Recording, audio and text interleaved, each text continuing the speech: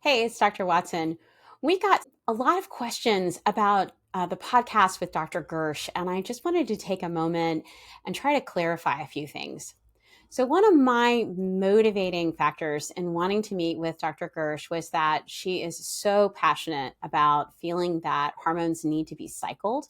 And I hadn't been able to find any literature, scientific literature, that showed that that was true when bioidentical progesterone was used. So we know, like Dr. Gersh really nicely outlined for everybody, that synthetic progestogens are not the same chemical as bioidentical progesterone. And so if synthetic progestogens like methoxyprogesterone acetate, norethindrone, etc., convey a slightly increased risk of breast cancer, when we cycle those and we use those less continuously, less exposure to the drug, then we see lower risk in breast cancer. We do not have studies that look at continuous versus combined use for oral micronized progesterone. We typically see that studies that look at oral micronized progesterone don't show a bump in breast cancer when we look at observational studies. I wish that Dr. Gersh and I could have had a little bit more back and forth dialogue on this issue. So we're getting messages and people are asking, like, how do I start cycling my hormones? And what if I can't sleep?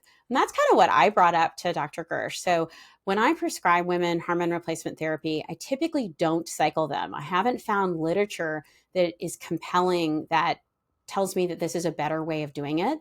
Most women don't want to have a period into their postmenopausal years. And many of them are like me and really sleep so much better when they have progesterone on board.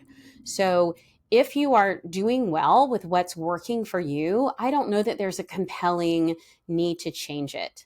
If someone wants to experiment with this, then they really need to talk to the healthcare provider that prescribed their hormones. Because sometimes if you're going to go from continuous to a cyclic administration of progesterone, you sometimes have to change the dose. So it's not something you should do without communicating with and seeking consultation with the healthcare provider who provided the hormones. So I hope that helps. I just want to hold space for not every woman is the same. We experience menopause and menopause transition differently, and there's not one right way. So if you found something that works for you, I really encourage you to stick with that. I hope that helps. Thanks.